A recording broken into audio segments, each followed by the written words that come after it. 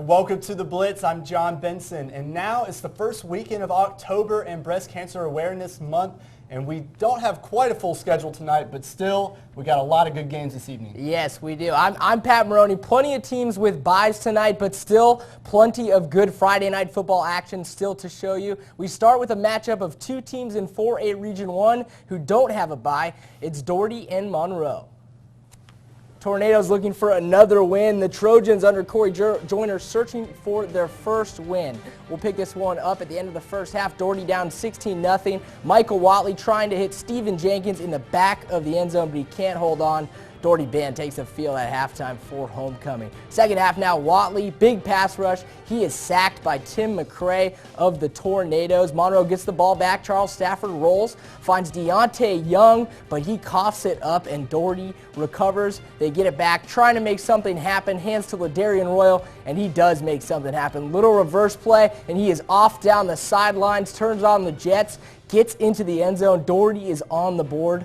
Flag was down. Doherty fans were a little worried, but the touchdown would stand. So it's 16-6 after the missed PAT. Monroe with the ball. Stafford scrambles, throws a short pass to Tito McGowan to move the sticks, and then Stafford out of shotgun, rolling right, hits Emmanuel Davis for the touchdown pass. This one is a final. Monroe beats Doherty 30-18. And now we go to Terrell County, where Vincent Huff trying to get their fourth straight victory. Jatori Jones with a little read option and nothing but daylight. He takes it to the house for the green wave.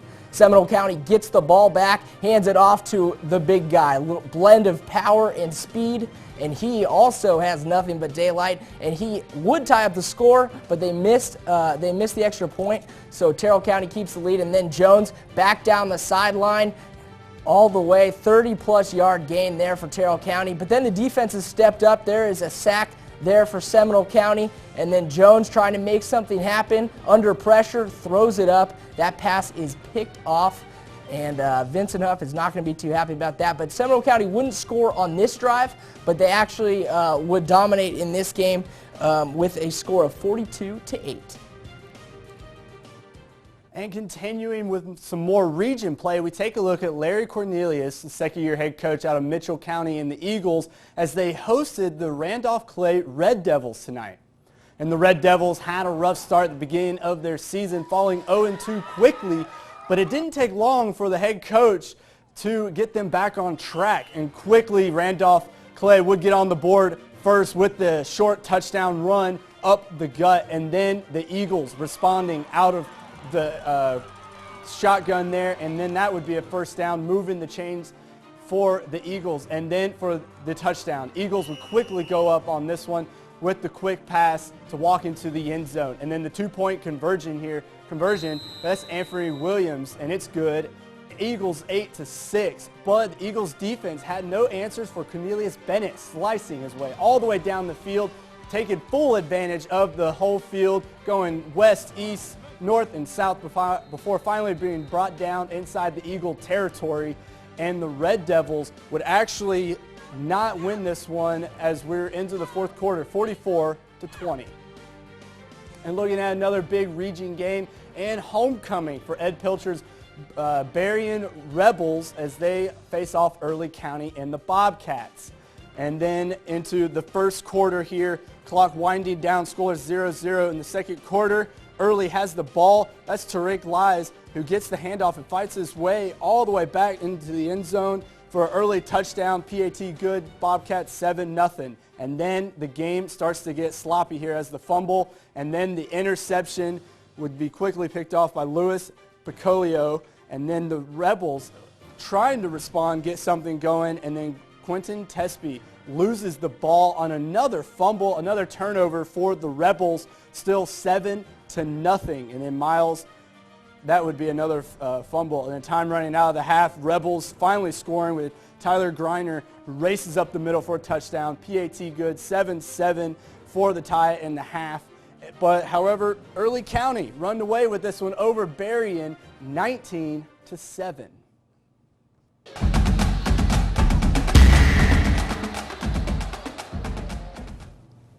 And looking at our team of the week, and it's a good one. Last week was a huge win for Colquitt County and the Packers, and not just for this season, as the Packers remain as a top team in the state.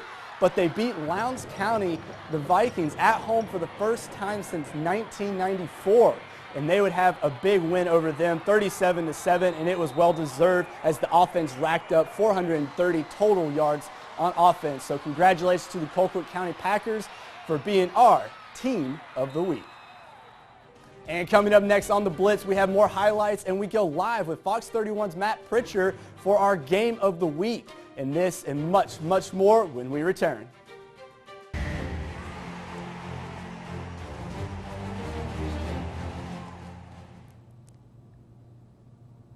Welcome back to the Blitz. Year 2 of the John Reed era at Tift County has gone quite well so far. A 4-1 record plus a big region win over Coffee last week. But it got a little bit tougher tonight for the Blue Devils when they traveled to Colquitt County. Tonight was a special night at Colquitt County for the Packers. Classmates, administrators, and fans, young and old, filled the stadium tonight to celebrate a century of Packer football. Each decade was recognized for their successful football careers before the game kicked off in the Hog Pen. Great tradition there, but the Tift County Blue Devils, they were coming in to spoil the party, but Rush Probst's Colquitt County team, they are always ready to go. Early on, Packer QB Daniel Mobley passes to running back Saheem King, who runs the ball 90 yards for a touchdown. He's looking like a young Ray Rice out there. That is a big play. And then Colquitt County, they would get a stop on defense, but they wouldn't be able to score 6 points, so they have to settle for 3. Coach Probst, he'll take the points. Colquitt County pretty good on special teams. But Tift County would answer. Tift QB Ryan Wedgeworth, he back to pass, throws the ball, but it's batted down by Jose Vega. And Tift County and the Blue Devils trying to make something happen in just a second here. Ryan Wedgeworth hands the ball off here as soon as the ball is snapped to Brian Bennett.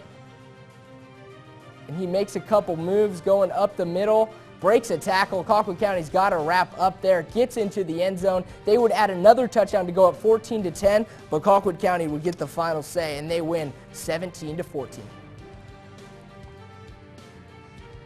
Now we go to our landmark auto game. Fitzgerald and Cook. The Hornets coming out on the field early on.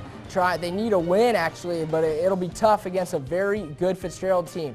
Cook QB Connor Hilliard attempts to pass, but it is bobbled and intercepted. First of many mistakes for Cook in the first quarter.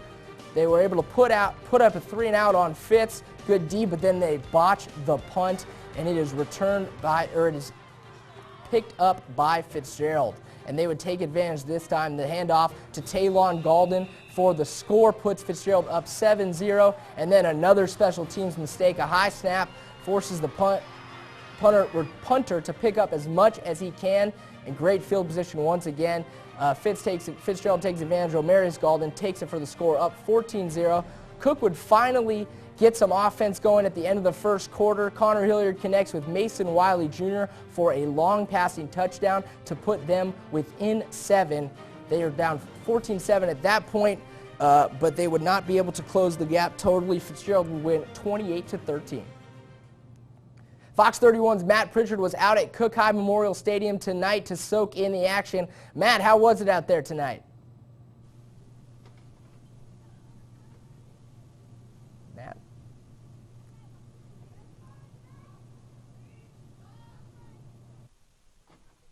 Yeah, thank you, Pat. Sorry, it's a long distance here, so I'm having trouble hearing you. But quite an exciting game tonight. Tonight, Fitzgerald coming away the victor, obviously, 28-13. And the story of the game for Cook County, mistakes. That's the reason they lost the game. You saw it there in the highlight. Multiple mistakes over and over and over again. And it ended up coming down to the wire for them. They were they were down 14-13 late in the fourth. It looked like they might be able to make things happen, but they just struggled on third down. They struggled on any chance that they seemed to get. So a tough loss for this Cook County team tonight to Fitzgerald, who also really didn't look that dominating. We were used to seeing Fitzgerald just run over teams this season. Tonight, they sort of just took advantage of Cook County's mistakes, and they made it count, winning the game tonight again 28-13. Let's send it back to Pat and John in the studio with more highlights tonight on the Blitz. All right, thanks, Matt. And actually, we're moving over to Valwood, your defending state champs at the GISA level, who hit the road from Valdosta to Sherwood Christian in their first region game of the year. And entering the matchup, Valwood is on a hot winning streak dating back from last season with 18 wins and looking to continue the winning trend. However, on the kick return right before the half here, that's Amon Mosley not giving up on this one. He would return this all the way to the house for the Sherwood touchdown, and then on the PAT would baffle the snap there, but the holder would get it for good for 7. But then Valwood showing you why they're the defending state champs. That Seth Carlo finds Ryan White for the first down, and less than 2 minutes before the half, they would ensure this one. How Carlo finds Elliott Carter for the touchdown, and Valwood would go up big, 36-7, and then Sherwood just running out the clock for the first half, and they would end this half 36-7, and then unfortunately for Sherwood would not win in this one, 43-7.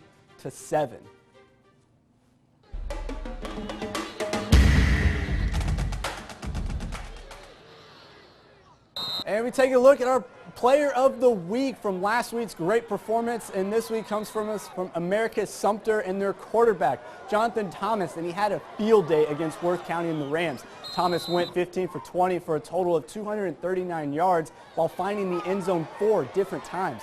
The Panthers rolled in this one with the help of Thomas posting these outstanding numbers, 40-2. So congratulations to our player of the week from America's Sumter High School, Jonathan Thomas. And next on the Blitz, Darden correspondents are back at it again, and we take a look at what we thought deserved to be our play of the week. All this and more next on the Blitz.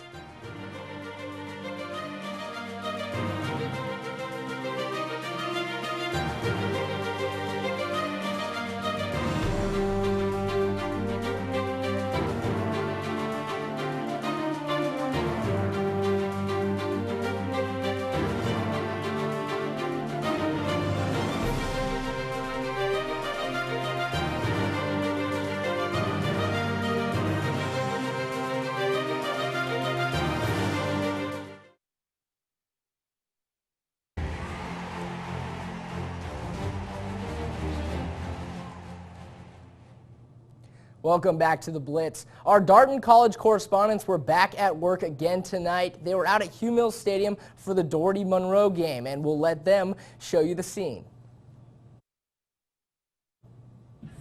I'm Carly Shiver, your campus correspondent here at the Doherty-Monroe game. Sitting here with the Doherty High Homecoming Corps. Ladies and gentlemen, here's the sights and sounds.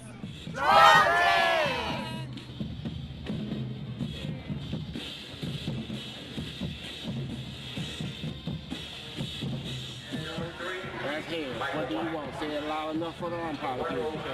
We call tail. You said tail.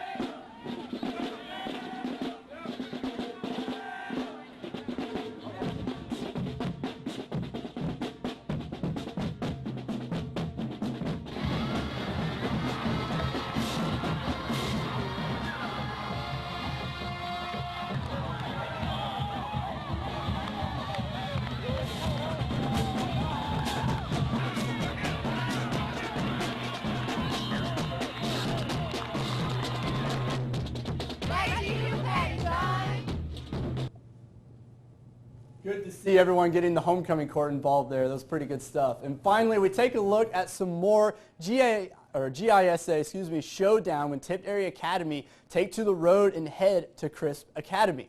Crisp Academy Wildcats suffered their first loss of the season last week and looking to bounce back with a victory over this one as they face the Panthers.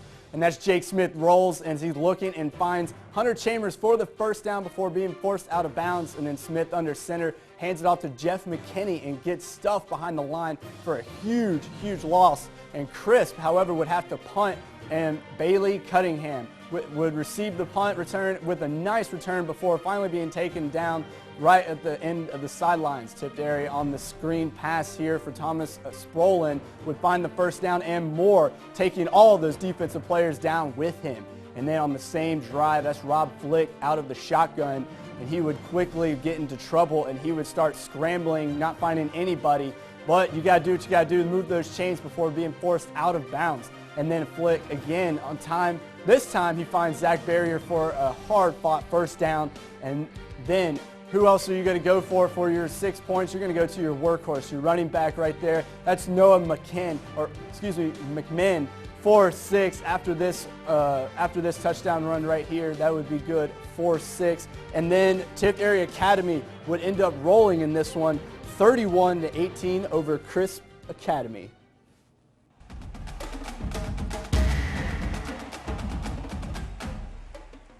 And finally, it's that time for the play of the week. And tonight we head to Packer country. And tonight's play of the week, that's the quarterback Daniel Mobley passes to Saheem King, and he runs the ball 90 yards for the Packer touchdown.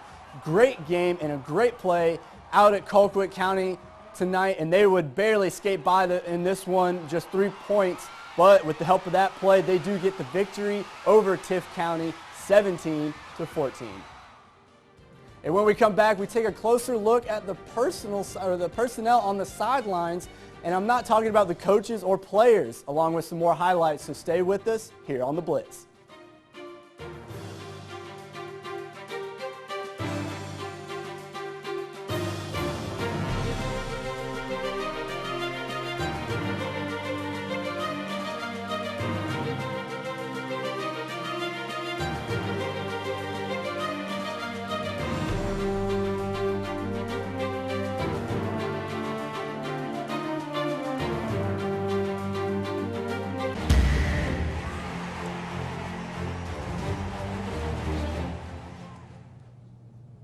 And welcome back to the Blitz. And safety is everyone's #1 concern when a young athlete is playing a game like football. And earlier this week, I got a chance to meet the man who makes all of this possible for Dougherty County. Football is a dangerous sport, so who is behind the athletes when injured that can put the parents at ease in Dougherty County? We do all the prevention and treatment of all our Dougherty County school athletes. That's high school as well as middle school. So we have 4 high schools that my assistant and I are in charge of, and also the 4 middle schools. For Henry Rivers and his assistant, taking care of both middle and high school in the county is not easy. So how is their time managed? I have 2 schools. My assistant has 2 schools. I try to split my time at about an hour at each place. Just kind of observing. Hopefully nothing will occur, but sometimes it does.